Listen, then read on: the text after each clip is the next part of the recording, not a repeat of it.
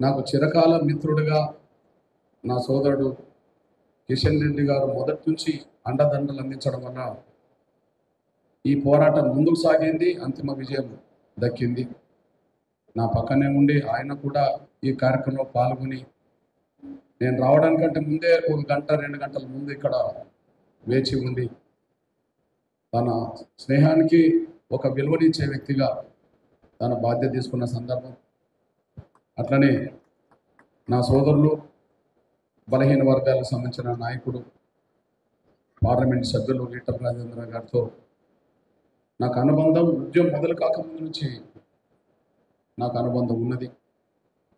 ఉద్యమం మొదలైన తర్వాత నాకు కిషన్ రెడ్డి అన్నతో పరిచయం, ఆ పరిచయం స్నేహం, ఆ స్నేహం ప్రాణ స్నేహంగా ఒకరి కష్టాలు ఒకరు తోడుగా నిలబడే విధంగా ఇప్పటి వరకు కొనసాగుతూ వచ్చిన సందర్భం. కానీ మా సోదరులు ఈటల రాజేంద్ర చెప్పినట్టుగానే మాది వరంగల్ అంటర్ రోడ్ షాంపేట, దాన్ని రోకండ షాంపేట అంటారు. ఆ రోకండ షాంపేటలో ఒక 10-15 కోళ్ళ ఫారాలు ఉండేది. అందులో గౌరవ పెద్దలు పురుషోత్తమరావు గారితో పాటు మా ఈటల రాజేంద్ర గారి కోళ్ళ ఫారం కూడా అక్కడ ఉన్నది. ఆ కోళ్ళ ఫారానికి నాకున్న అనుబంధం ఏందనే విషయం కూడా చెప్పాల్సి వస్తుంది. అన్న చెప్పలేదు. ఆ కోళ్ళ ఫారానికి నాకున్న అనుబంధం ఏందో అన్న చెప్పలేదు, నేను చెప్పాలి. చెప్పడం నా ధర్మం కూడా. సోదరులారా, ఒక వరంగల్లో ఒక చిన్న రోకండ షాంపేటను పుట్టిన ఒక పేద బిడ్డని ఈరోజు గౌరవ దేశ ప్రధానమంత్రి పేదల వర్గాల నిజమైన ప్రతినిధిగా ఉన్న పేద వర్గాలకు 2 పూటల తిండి ఉచితంగా అందిస్తున్న తిండి గింజలు ప్రధానమంత్రి గారి సపోర్ట్తో వర్గీకరణ అంశం బయటపడడం, పద్మశ్రీ రావడం కూడా నిజంగా ఈ జీవితంలో ఒక గొప్ప ఆశయానికి కట్టుబడి ఉంటే ఆశయం నెరవేరడమే కాదు, ఆశయానికి ఒక గుర్తింపు, గౌరవం కూడా దక్కుతుంది అనడానికి ఒక సాక్ష్యంగా నిలబడ్డది అది. ఈ సందర్భంగా ప్రతి విషయంలో నా స్నేహితుడు, నా సోదరుడు కిషన్ రెడ్డి అందించిన సహకారాన్ని నా జీవితంలో నేను, నా కుటుంబం మర్చిపోదు ఎప్పుడు కూడా. ఈ విషయాన్ని నేను గర్వంగా చెప్తాను. ఇప్పటికీ నేను రోజులు, వారాలు, నెలల తరబడి ఇంటికి దూరమై ఇప్పటికీ ఉద్యమ అవసరాల రీత్యా ప్రజల కోసం పనిచేస్తున్న సమయంలో ఏదన్నా నాకు ఇంటి నుంచి ఈ నెల ఇంకా రెంట్ కట్టలేదు, లేదా ఈ నెల కొన్ని ఇబ్బందులు ఉన్నాయి, మరి ఎక్కడున్నారు మీరు, ఏమన్నా పంపగలుగుతారా అని అడిగినప్పుడు నాకు అందరికంటే ముందు గుర్తుకొచ్చేది నా కిషన్ రెడ్డి అన్నే. అన్న, ఇంట్లో పరిస్థితి ఉన్నది, కొంత వెంటనే ఏదన్నా సాయం ఏర్పాటు చేసి పంపంటే నాకు మొదటి నుంచి ఇప్పటి వరకు ఆయనతోటి కొంత కుటుంబం గడుతుందనే విషయం మీ దృష్టిపోతున్నాను. నేను ఇప్పుడు నేను ఒక 15 రోజులుగా ఇప్పటికే 15 రోజులుగా ఈ వికలాంగుల సమస్యల మీద, వృద్ధుల వితంతుల సమస్యల మీద నేను తిరుగుతున్నాను. ఇక్కడికి రావడానికంటే ముందు కూడా వాస్తవానికి ఈరోజు నేను ఉమ్మడి ఆదిలాబాద్ జిల్లా సిరిపూర్ కాగజ్ నగర్ ఉండాలి, ఆదిలాబాద్లో ఉండాలి. గత 15 రోజులుగా ఇంటికి దూరమై నేను తిరుగుతున్న క్రమం. వికారాబాద్లో సభ పెట్టాను, 1000 మంది వచ్చారు, వృద్ధులు వితంతులు వికలాంగులు.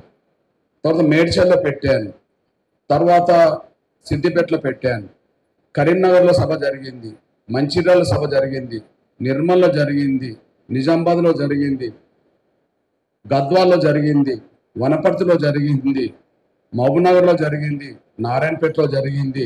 అదే సమయంలో నాగర్ కర్నూలులో జరిగింది, రంగారెడ్డిలో జరిగింది, హైదరాబాద్లో జరిగింది, మహబూబాద్ మన భువనగిరిలో జరిగింది, ములుగులో జరిగింది, అదే సమయంలో మహబూబాద్లో జరిగింది, ఖమ్మంలో జరిగింది, కొత్తగూడెంలో జరిగింది.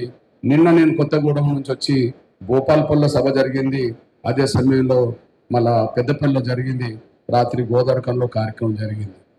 ఈరోజు గోదావరిఖం నుంచి నేను మంచిర్యాల అవతల ఉండబడే సిరిపూర్ కాగజ్ నగర్, అదే సమయంలో ఆదిలాబాద్ వెళ్ళాలి.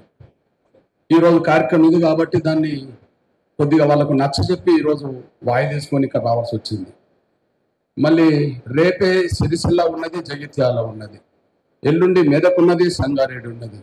ఇట్లా అన్ని జిల్లాలు తిరుగుతున్న క్రమంలో నాకు ఇంటి నుంచి ఫోన్ వచ్చేసింది. ఇంటి నుంచి ఫోన్ వచ్చి ఇబ్బందులు నేను చెప్పడం జరిగింది. ఆ ఇబ్బందుల గురించి నేను అన్నకు చెప్పాను. వెంటనే నిన్ననే మనిషి మా వెంకట ద్వారా ఒక 2 లక్షలు ఇంటికి పంపితే నా కుటుంబం ఇది 30 ఏళ్ల బట్టి ఉండబడే అనుబంధానికి సంబంధించిన గుర్తు. ఇప్పటికి నేను పోలే, వీటికి వచ్చాను, మళ్ళీ రేపు వెళ్ళాను. అయితే నేను అన్న గురించి నేను ఎందుకు చెప్పాల్సిన పరిస్థితి నేపథ్యంలో ఇది వచ్చిందంటే, నేను అన్న గురించే కాకుండా ఈరోజు ఎంతో కొంత సమాజంలో ఒక ఉద్యమకారుడిగా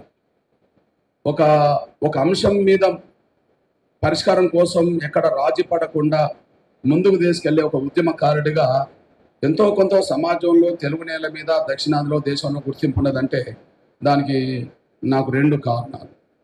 నేను అనుభవించిన పేదరికం, నేను అనుభవించిన కుల వివక్షత, ఈ 2 ఈ దేశంలో ఎప్పుడైనా నిర్మూలన జరగాలని నా వంతు ఆలోచిస్తుంటాను. నేను ఈ దేశంలో పేద ధనిక అనే ఈ అసమానతలు ఉండొద్దు.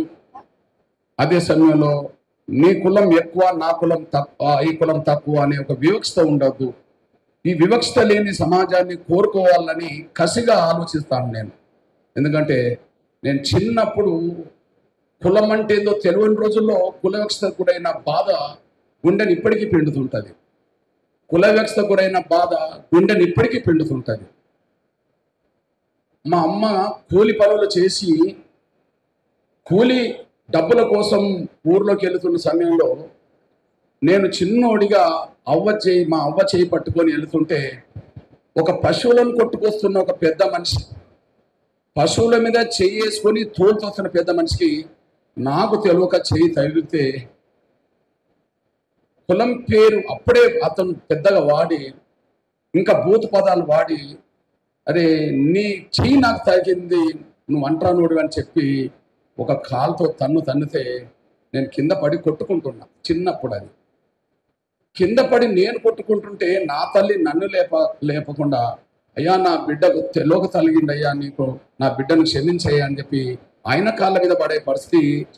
ఆయన కాళ్ళ మీద పడపోతే నువ్వు నన్ను తాకుతావా అని చెప్పి ఆయన దూరం పోయే పరిస్థితి. ఆ రోజు నన్ను గుండెని పిండేసింది. నాకు విషయం తెలియదు, తర్వాత తెలిసింది మేము మాదిగొల్లం, సమానంగా సమాజం చూడదు అని చెప్పి. అంటే అట్లాంటిగా పెరుగుతున్న కొద్దీ దాని వివక్షత ఏందో నాకు, దాని రూపం నాకు అర్థమైపోయింది. అదొక విషయం. అంటే ఈ దేశంలో కుల వ్యవస్థ ఉండడం వల్ల కొన్ని కులాలు ఎంత అవమానానికి గురవుతున్నాయో, సమాజంలో పశువుల కంటే హీనంగా ఎలా చూడబడుతున్నాయో నా చిన్నప్పుడు ఆ సంఘటన ఇప్పటికీ నా గుండెని పిండేస్తుంటుంది. పశువుల మీద చేసుకొని తోలుకెళ్లే వాళ్లకు సాటి మనుషులు కనిపిస్తే దూరం పోయి తాకితేనే దెబ్బలు పడే పరిస్థితిని ఎట్టబడ్డం అంటే ఈ దేశంలో మమ్మల్ని మనుషులుగా కూడా చూడలేని వ్యవస్థలో బతుకుతున్నామా అని చెప్పి బాధ అనిపిస్తుంది. కాబట్టి అట్లాంటి ఈ భయంకరమైన ఈ వివక్షతో కూడిన కుల వివక్ష తొలగిపోవాలని చెప్పి భావించుకున్న వాళ్ళలో దేశంలో మొదటి వరుసలో నేను ఉంటాను. ఎందుకంటే కుల వ్యవస్థ బాధితుని కాబట్టి.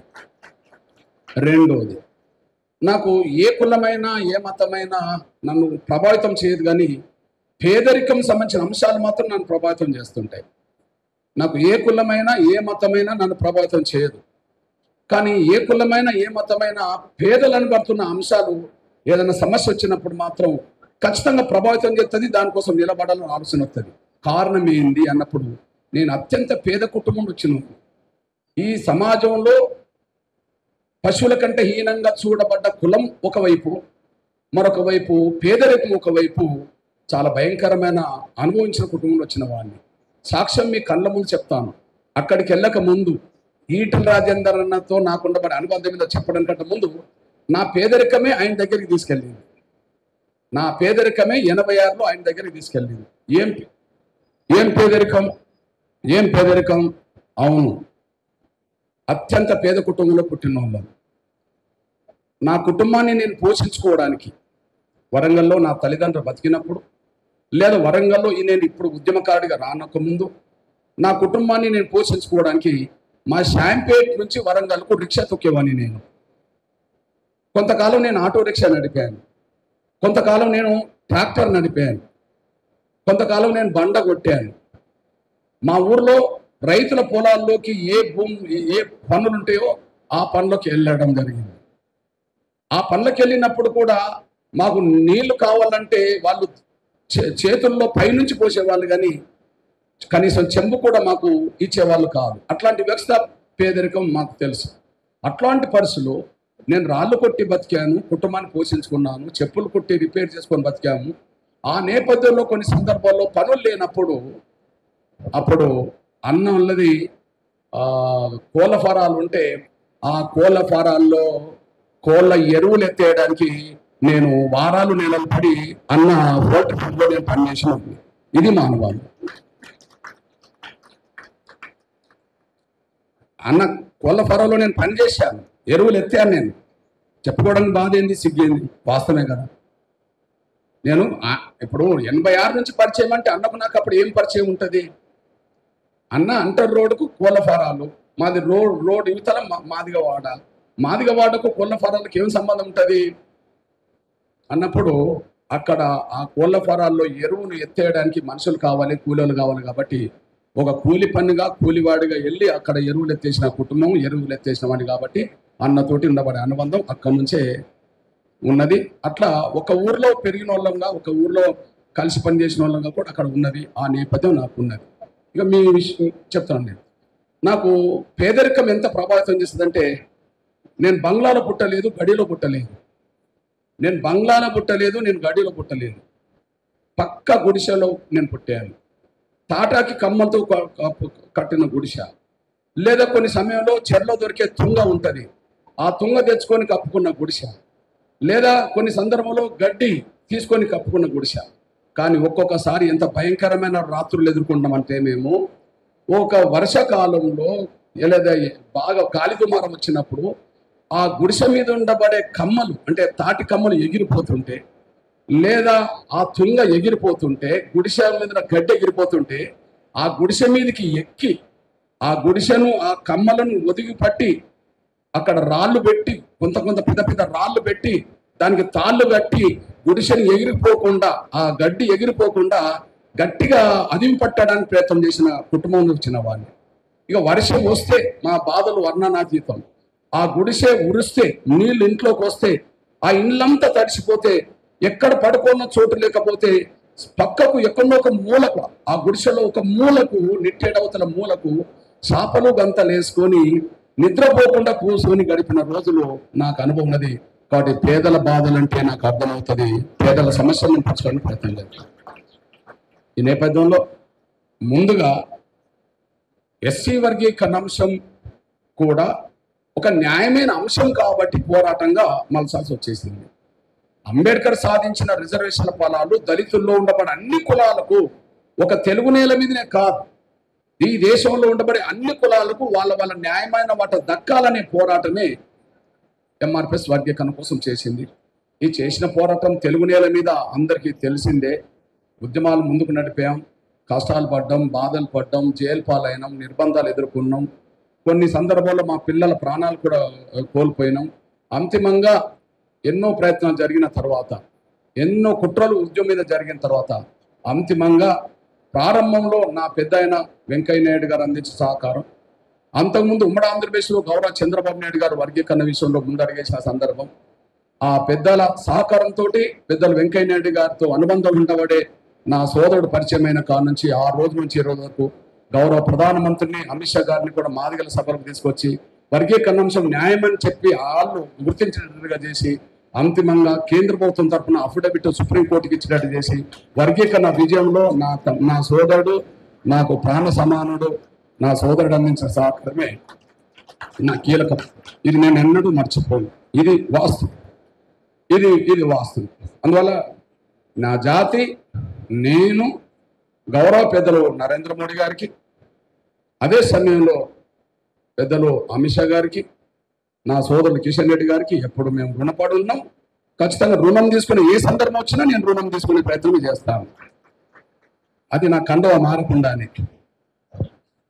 అర్థమైంది కదా? ఓకే, ఇదొక విషయం, అదైతే మారదు. కానీ రుణం తీసుకునే కాడ ఎప్పుడు వెనకాడగేయాలి. ఈ విషయంలో ఏమి రాజీ కూడా ఉండదు. ఎవరేమనుకున్నా నేను ఎవరెవరికి రుణపడి ఉన్నానో, ఎవరెవరి రుణం తీసుకోవాలనో వాళ్ళందరికీ రుణపడి ఉన్న పద్ధతిలో గుర్తుంచుకుంటాం. రుణం తీసుకునే ప్రయత్నం ఎప్పుడు అవకాశం వచ్చినా దాన్ని నిలబెట్టుకుంటాం, నిరూపించుకుంటాం. ఇది రెండో విషయం. ఇది ఎప్పుడు కూడా మర్చిపోదు. ఈ నేపథ్యంలో నేను ముందే చెప్పినట్టుగా కుల వ్యవస్థ ఆ రూపం మేము అనుభవించిన వాళ్ళం కాబట్టి ఈ దేశంలో కుల వ్యవస్థ ఏ రూపంలో కూడా ఉండద్దని నేను భావించుకుంటాను. నేను ఎగ్జాంపుల్, ఇక్కడ పెద్దలు ఎవరన్నా ఉంటే మా బ్రాహ్మణ వైశ్య సోదరులు ఉంటే ఉండవచ్చు. ఒకరోజు మన మోహన్ బాబు వాళ్ళ సినిమా ఒకటి వచ్చింది. ఆ సినిమాలో బ్రాహ్మణ సమాజాన్ని కించపరుస్తూ ఆ సినిమా తీసేయడం జరిగింది. బ్రాహ్మణ పిల్లలు మోహన్ బాబు గారి ఇంటికాడికి వెళ్ళి కొంత నిరసన వ్యక్తం చేసే ప్రయత్నం చేస్తే ఆ ప్రయత్నం మీద మోహన్ బాబు వాళ్ళ కొడుకులు, వాళ్ళ మనుషులు తీవ్రంగా రౌడీలాగా దాడి చేసి వాళ్ళను తరిమి కొట్టారు. ఆ తరిమి కొడుతున్న సీన్ టీవీలో వచ్చినప్పుడు నా మనసు బాధ అనిపించేసింది. వాళ్ళు ఏంటిది, అరే మా బ్రాహ్మణనే పేరు పెట్టి మమ్మల్ని ఎందుకు కించపరుస్తూ సినిమా తీస్తారు అని, మా బ్రాహ్మణుల పూజారులను అంత అవమానకరంగా ఎందుకు తీస్తారని చెప్పి వాళ్ళు ఆవేదన చాటుకోవడానికి వెళ్ళిన వాళ్ళ మీద కూడా దాడి చేయించిండు మోహన్ బాబు గారు.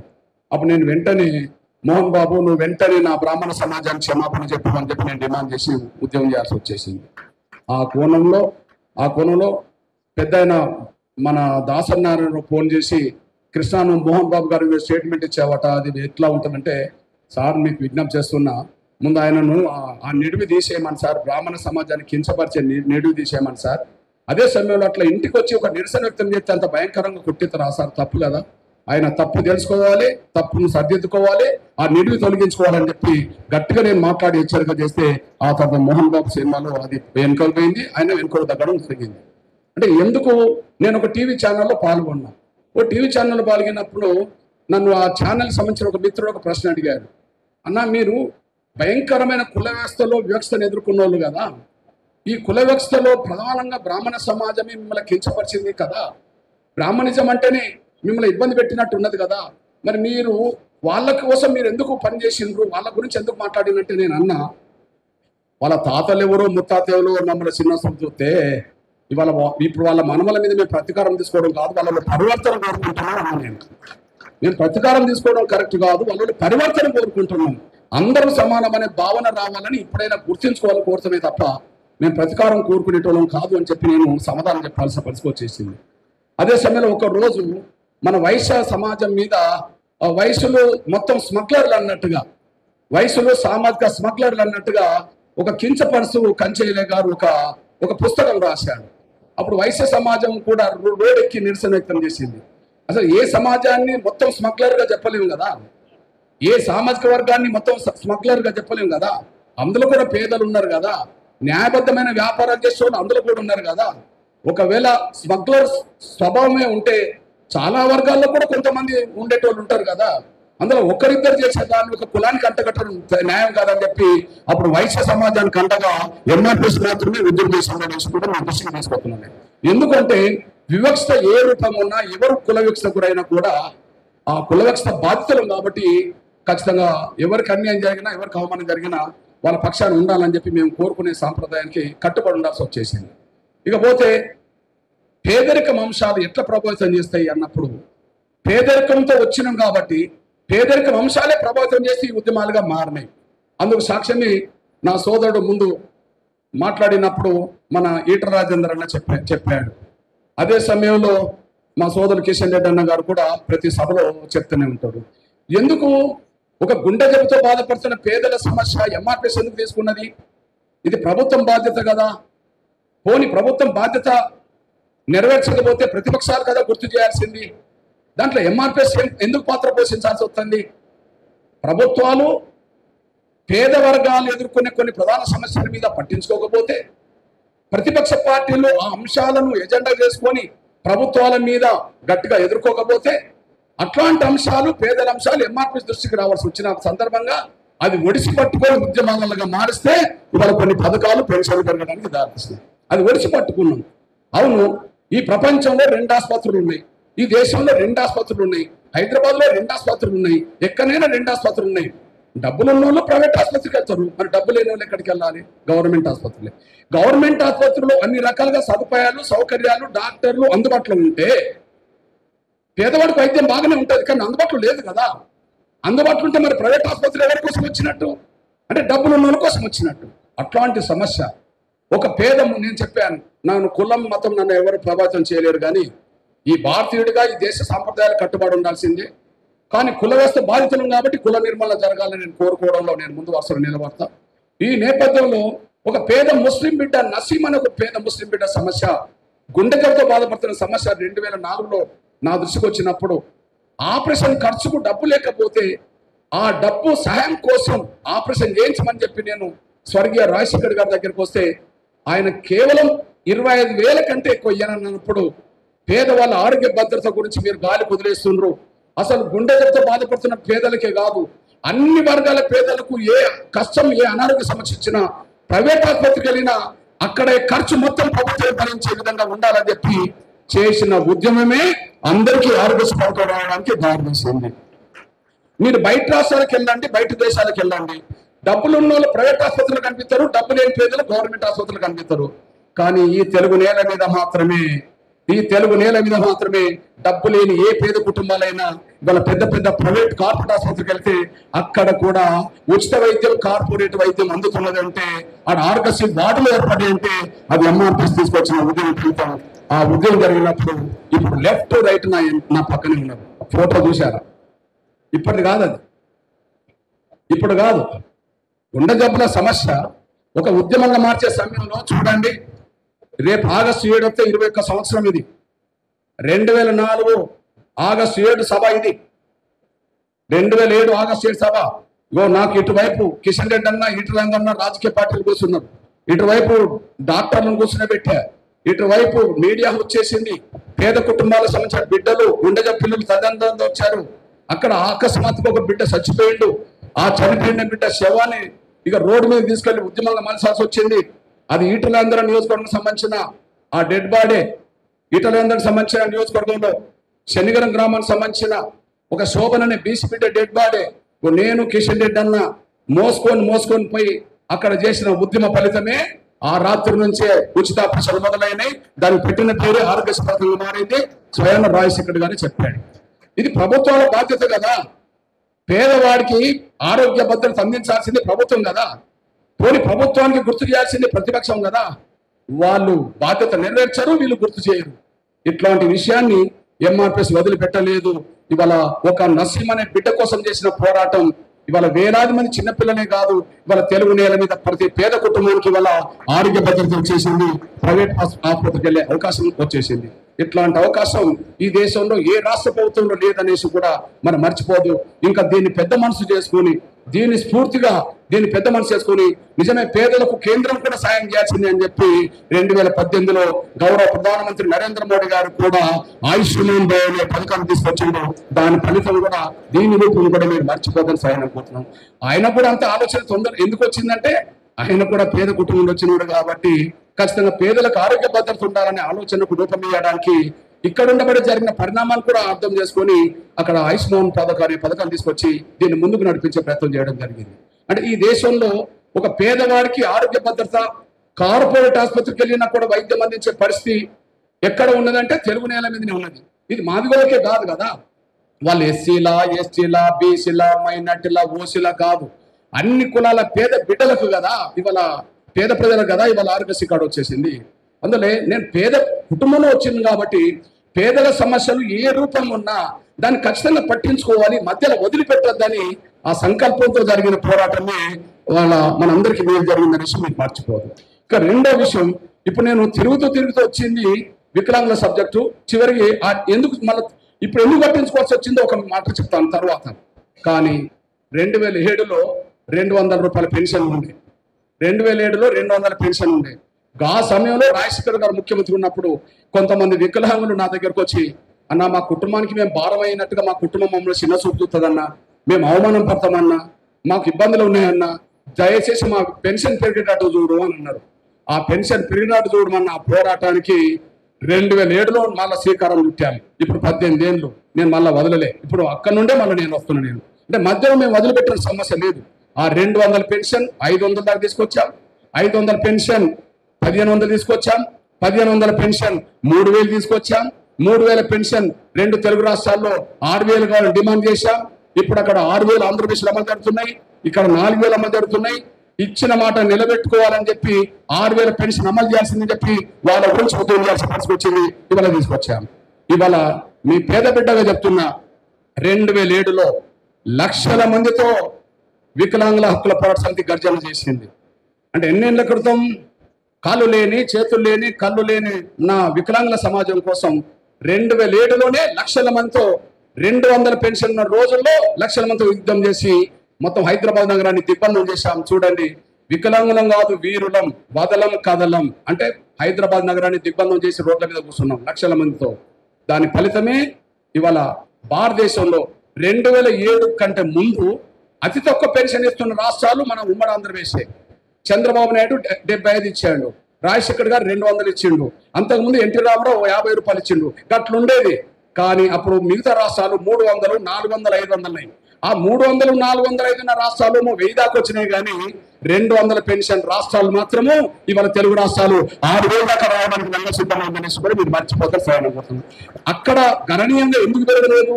గణనీయంగా ఇవాళ ఇక్కడ ఎందుకు పెరిగిందంటే ఎక్కడ లేని ఉద్యమం ఇక్కడ వచ్చింది కాబట్టి ఇవాళ పెన్షన్ ఆ స్థాయిలో పెరిగింది.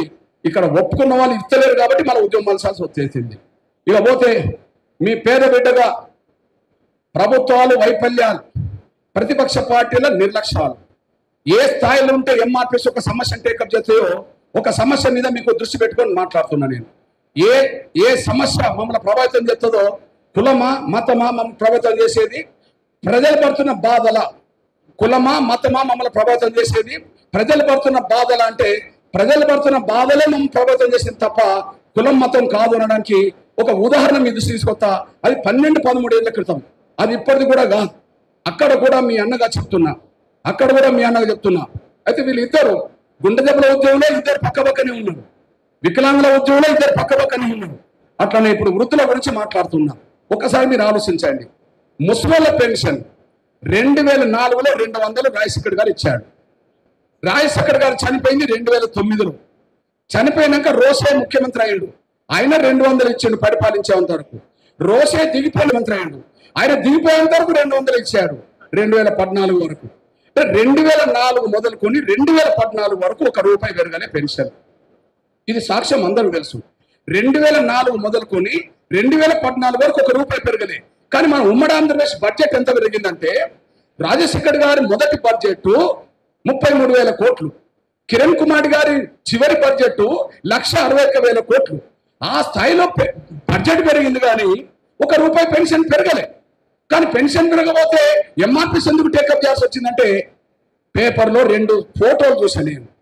ఇప్పుడు కాదు, 2012 సెప్టెంబర్ 8 ఒకటి, 2000 సెప్టెంబర్ 30 2 ప్రధాన పత్రిక అనబడుతున్న సాక్షిలోనే ఫోటోలతో సహా వచ్చింది. ఒక సంఘటన చూసి నాకు బాధ, ఒక సంఘటన చూసి నాకు కళ్ళలో నీళ్ళు వచ్చినాయి. ఆ బాధ ఏందో మీ దృష్టి తీసుకొస్తున్నా చూడండి. ఉమ్మడి వరంగల్ జిల్లా మహబాద్ కాడ ఒక 80 సంవత్సరాల బీసీ తల్లిని కన్న కూతురే సాధలేక, 80 సంవత్సరాల ఒక బీసీ ధనలక్ష్మి అనే ఒక తల్లిని కన్న కూతురే సాధలేక ఇంటి నుండి తీసుకెళ్లి నర్సంపేట బస్ స్టాండ్ లో వదిలేసి వెళ్ళిపోయింది. మహబాద్ నుంచి తీసుకెళ్లి నర్సంపేట బస్ స్టాండ్ వెళ్ళిపోయింది. అన్న పేపర్ ఏం రాసిందంటే భారమైన పేగుబంధం, కన్న తల్లినే బస్ స్టాండ్ లో వదిలేసిన కూతురు అని చెప్పి పేపరు విషయాలు రాసింది. అంటే తల్లిని భారం అనుకోని చెప్పి సాధలేక తీసుకెళ్లి అక్కడ వదిలేసి వెళ్ళిపోయింది అని చెప్పి పేపర్ సాక్షి మొత్తం ఫోటోతో వేసింది. బక్కపల్సని తల్లి శరీరం మీద మాంసం ముద్ద కనిపించదు కానీ వెనుకలు మాత్రమే కనిపిస్తాయి. ఏం చేయాలనే పరిస్థితి నాకు బాధ అనిపించేసింది. అంటే కన్న బిడ్డలే తల్లుని అట్లా తీసుకెళ్లి వెళ్తా అని చెప్పి. కానీ అదే సెప్టెంబర్ 30 నా కళ్ళలో నీళ్ళు వచ్చినాయి. అదే సెప్టెంబర్ 30, 2012 నా కళ్ళలో నీళ్ళు వచ్చినాయి. ఆ కళ్ళలో నీళ్ళు తిరగడానికి కారణం ఏంటంటే చిట్యాలనే మండలంలో ఇద్దరు పెద్ద వయసు కళ్ళ తల్లిదండ్రులు నా వయసు ఉన్న వాళ్ళు. ఎంత పెద్ద వయసు? 80 సంవత్సరాలు ఒకరిది, 70 సంవత్సరాలు మరొకరిది. వాళ్ళు ఎవరు? ఇక చూడండి. బువ్వ కరువై బతుకు బరువై పండు టాకుల ఆత్మహత్య. పోషించే దిక్కులే కాగత్యం. చేసుకున్నది ఎవరు? 80 సంవత్సరాల వయసులో రాజిరెడ్డి, 70 సంవత్సరాల వయసులో వెంకన్న నరసమ్మ భార్య. 80 సంవత్సరాల వయసులో రాజిరెడ్డి, 70 సంవత్సరాల వయసులో వెంకన్న నరసమ్మ పురుగుల మందు పోసి పంచుకునే పరిస్థితి ఎందుకు వచ్చిందంటే చూడండి, బువ్వ కరువై బతుకు బరువై పోషించే దిక్కులే కాగాత్యం అని చెప్పుకొని ఆత్మహత్యలు చేసుకున్నానని చెప్పి పండు టాకల ఆత్మహత్య అని రాస్తే నా కళ్ళలో నీళ్ళు తిరిగినాయి. అప్పుడు నేను అనుకున్నా, అరే కొడుకులు కూతురు రెండు కూడా పట్టించుకోలేక బాధలు పడుతున్న ముసలి వాళ్ళు కొంతమంది ఉన్నారు, అర్థమవుతుంది. మరి అట్లాంటి ముసలి వాళ్లకు చైతన్యం ఇవ్వాల్సింది, ఆదుకోవాల్సింది ప్రభుత్వం కదా. వాళ్ళు 80 ఉన్నా 70 ఉన్నా 90 ఉన్నా వాళ్ళు బతికితే వాళ్ళు ఓటర్లే కదా. ఓట్లు వేయించుకోవడానికి కార్లు పంపి ఓట్లు వేయించుకుంటారు కదా, ఆటోలు పంపి ఓట్లు వేయించుకుంటారు కదా, భుజాల మీద ఎక్కించుకొని తీసుకెళ్ళి ఓట్లు వేయించుకుంటారు కదా. మరి ఓట్లు వేయించుకున్న వాళ్ళకు కనీసం పెన్షన్ పెంటే ఆలోచన వస్తే ఒక 200 స్థానాల్లో ఒక 1000 రూపాయలు పెరిగింది అనుకోండి, ఆ 1000 ఇద్దరు ఉన్న ముసలికి 2000 వస్తే ఆ 2000తో బతుకుతారు కదా అని చెప్పి అప్పుడే ఆలోచన మొదలైంది. ఆ ఆలోచనకు అనుగుణంగానే అక్టోబర్, నవంబర్, డిసెంబర్, జనవరి, ఫిబ్రవరి, మార్చి, ఏప్రిల్ 7 నెలలు తిరిగాని 1000 రూపాయల పెన్షన్ పెరగాలి అని చెప్పి. అంటే మీ అన్నగా చెప్తున్నది ఏంటంటే పేదరికం సంబంధించిన అంశాలు నన్ను ప్రభావితం చేయడానికి అవకాశం వచ్చింది, కానీ కులం మతం నన్ను ఎప్పుడు ప్రభావితం చేయలేదు. మానవత్వం ఉంటే ఎవరి సమస్యలైనా పట్టించుకోవడానికి సాక్ష్యంగా ఆ ఉద్యమం నడచాల్సి వచ్చింది. సెప్టెంబర్ 8 ఒక ముసలి తల్లి బస్ స్టాండ్, సెప్టెంబర్ 30 ఒకవైపు చిట్యాల్లో నా రాజిరెడ్డి, వెంకన్న నరసమ్మ ఆత్మహత్యలు. ఈ రెండు ప్రభావితం చేసి లేదు వీళ్ళ కోసం ఏదైనా చేయాలి, ఒక కొడుకుగా ఆ తల్లిదండ్రుల బాధ్యత తీసుకోవాలని చెప్పి అప్పుడు ఉద్యమం మొదలు పెట్టాం 1000 రూపాయల పెన్షన్ కోసం. దానికోసం అక్టోబర్లో, నవంబర్లో, డిసెంబర్లో, జనవరిలో, ఫిబ్రవరిలో, మార్చిలో, ఏప్రిల్లో 7 నెలలు నేను వేరే పని పెట్టుకోకుండా తిరిగి అన్నకు తెలుసు, అన్న సహకారంతో జరిగిన ఆ సభ కూడా అది అందరిచే సహకారమే. ఇక్కడ గ్రౌండ్ సరిపోదని చెప్పి ఉప్పల్ దగ్గర ఒక 100 ఎకరాల ఖాళీ స్థలం, ఏది మెట్రో వాళ్ళకు ఉండబడే ఖాళీ స్థలం తీసుకొని 10 లక్షల మందితో మీటింగ్ పెట్టాం. ఆ మీటింగ్ వేదిక మీదకి అతిరథ మహారాజులను ఆహ్వానించా. నా సోదరుడు, నా స్నేహితుడు ఎప్పుడు ఉద్యమానికి పక్కనే ఉంటాడు కాబట్టి ఆయన సహజంగా వచ్చిండు. కానీ అప్పుడు ప్రతిపక్ష నాయకుడు ఎవరు? చంద్రబాబు నాయుడు గారు. పాదయాత్ర ఏప్రిల్ 27 అక్కడ ముగిసింది 2013లో. ఆయన రమ్మంటే సరిగ్గా డైరెక్ట్ అక్కడికి మీటింగ్కి వచ్చారు చంద్రబాబు నాయుడు గారు. నేను గౌరవ కేసీఆర్ గారిని ఫామ్ హౌస్కి వెళ్ళి ఆహ్వానించా, వీళ్ళ బాధలు ఎట్లున్నాయి సార్ అని చెప్పి ఈ పేపర్ సంఘటనలన్నీ చూపించి ఈయన బాధలు అని చెప్పి నువ్వు రా సార్ మీటింగ్ పెడుతున్నా అన్న. నాకు ఆరోగ్యం దెబ్బతిన్నది కృష్ణ, నేను ఈటల రాజేంద్ర గారిని పంపుతానని చెప్పడం జరిగింది. అప్పుడు అన్న వేదిక మీదకి వచ్చి కూర్చున్నాడు. అంటే ఈ 3 ఉద్యమాలు మానవ కోణంలో, గుండె దెబ్బల ఉద్యమం, వికలాంగుల ఉద్యమం, అదే సమయంలో వృద్ధుల తంత్ర ఉద్యమాలు కూడా నా పక్కనే ఇద్దరు ఉన్నారనే సమయంలో దృష్టి తీసుకోవడానికి నేను చెప్తున్నాను. నేను అప్పుడు కేంద్ర మంత్రి సర్వశక్తినాథ్తో పాటు సిపిఎం అన్ని పార్టీల నాయకులందరూ వచ్చేసారు. అన్ని పార్టీ నాయకులందరూ వచ్చిన తర్వాత అందరు కలిసి ఒక తీర్మానం చేశారు. ఆ తీర్మానం ప్రకారం ఏంటంటే ఖచ్చితంగా వచ్చే ఎన్నికల్లో ఎవరు ప్రభుత్వం ఏర్పాటు చేసినా ప్రతి పార్టీ 1000 రూపాయల పెన్షన్ ఇవ్వడానికి కట్టుబడాలని చెప్పి అక్కడ తీర్మానం జరిగింది. ఆ తీర్మాన ఫలితమే ఇక్కడ కేసీఆర్ తెలంగాణలో 1000 రూపాయలు అమలు చేసిండు, ఆడ చంద్రబాబు నాయుడు 1000 రూపాయలు అమలు చేసిండు. ఆ 1000 మళ్ళీ డబుల్ కావాలంటే 2000 అయిపోయినాయి. ఆ 2000 మళ్ళీ డబుల్ కావాలంటే ఇక్కడ 4000 అయిపోయినాయి. ఇక్కడ 4000 ఇస్తామని ఇయ్యలేదు, ఇప్పించడం కోసం మళ్ళీ పెరగాల్సి వచ్చింది అనేసి కూడా మీరు మర్చిపోదు. ఇప్పుడు మీరు చెప్పండి, ఒక 10,000 రూపాయలు పెరగలే పెన్షన్ 2004, 2014 మధ్యలో ఒక 10,000 రూపాయలు పెరగలే. బడ్జెట్ 33,000 కోట్ల నుంచి 1,61,000 కోట్ల బడ్జెట్ పెరిగింది, కానీ రూపాయి పెన్షన్ పెరగలే. ముసలి పరిస్థితి అట్లా కనిపిస్తుంది. దాని ఉద్యమంగా మలసాల్సి వచ్చింది. ఇవాళ భారతదేశం లెక్కలేని పెన్షన్, ఇవాళ వృద్ధాప్యంలో పెన్షన్ మాత్రం ఆ స్థాయిలో పెరగడానికి దారితీసింది. పేదల సమస్యలు అది పట్టించుకుంటే మళ్ళీ మధ్యలో మేము వదిలిపెట్టింది లేదు. అది వదిలిపెడితే మళ్ళీ ఇవాళ నేను తిరగాల్సిన అవసరం నాకు లేదు. ఖచ్చితంగా తిరిగే నేపథ్యంలోనే తిరుగుతూ మీ దగ్గరకు వచ్చాను. ఇకపోతే మీ అన్నగా చెప్తున్నాం, ప్రభుత్వాల ప్రతిపక్ష పార్టీల బాధ్యత రాహిత్యం, అత్యంత పేద వర్గాల అంశాలు ఎట్లా విస్మరిస్తారో ఒక సాక్ష్యం చెప్తున్నా, మీరు గ్రహించండి. ఉదాహరణకు తెల్ల రేషన్ కార్డు బియ్యం కోట ఉన్నది. తెల్ల రేషన్ కార్డు బియ్యం కోట ఎన్టీ రామారావు కాలంలో 5 కిలోల బియ్యం ఇచ్చేవాళ్ళు. కానీ దాన్ని ఎన్టీ రామారావు పోయినాక, చంద్రబాబు ముఖ్యమంత్రి అయినాక దాన్ని 4 కిలోలు తీసుకొచ్చేసాడు. ఆ 4 కిలోలు 9 ఏళ్ళు అమలు జరిగింది. అప్పుడు ప్రతిపక్ష పార్టీ ఏమన్నా గట్టిగా అడిగిందా? అడగలే. కానీ ఆ తర్వాత చంద్రబాబు నాయుడు పోయి కాంగ్రెసే మళ్ళీ అధికారంలోకి వచ్చేసింది. ఆ కాంగ్రెస్ లో రాజశేఖర్ గారికి అదే 4 కిలోలు ఇచ్చిండు, రోషేకి అదే 4 కిలోలు ఇచ్చిండు, కిరణ్ కుమార్ గారికి అదే 4 కిలోలు ఇచ్చిండు. అంటే ఈ 19 ఏళ్ళు చంద్రబాబు నాయుడు 9 ఏళ్ళు, కాంగ్రెస్ 10 ఏళ్ళు, ఈ 19 ఏళ్ళు ఎన్టీ రావుతో పోల్చుకుంటే కిలో తగ్గించారు కదా. అడిగే దిక్కులేదు, పేదవాడి తిండి గింజలు. అట్లాంటి సమయంలో ఒక ఊర్లో నేను మీటింగ్ పెడుతున్నప్పుడు, అన్న నువ్వు అన్ని చేస్తున్నావు కానీ ఈ పేదలకు సంబంధించిన బియ్యం కట్ట పెరిగేటట్టు చూడు అని చెప్తే, సరే నేను ఆకలి బాధలు అనుభవించిన కదా అని చెప్పి ఖచ్చితంగా తెల్ల రేషన్ కార్డు బియ్యం కొట్ట పెరిగేటట్టు నేను పోరాటం చేస్తా, కానీ వృద్ధుల వితంతుల మీటింగ్ అయిపోయినాక ఆ సమస్య తీసుకుంటానని చెప్పడం జరిగింది. ఆ వృద్ధుల వితంతుల మీటింగ్ అయిపోయి 1000 రూపాయలు అందరితో ఒప్పించిన తర్వాత ఆటోమేటిక్ గా నేను తెల్ల రేషన్ కార్డు బియ్యం కొట్ట పెరగాల్సింది అని చెప్పి మన ఆకలి కేకలను పోరాటం చేయాల్సి వచ్చింది. ఆకలి కేకల పోరాట ఫలితం మన 4 కిలోలు పోయి మళ్ళీ 6 కిలోలకు వచ్చింది అనేసి కూడా మీరు మర్చిపోద్దని సైన్ కోరుతున్నాను.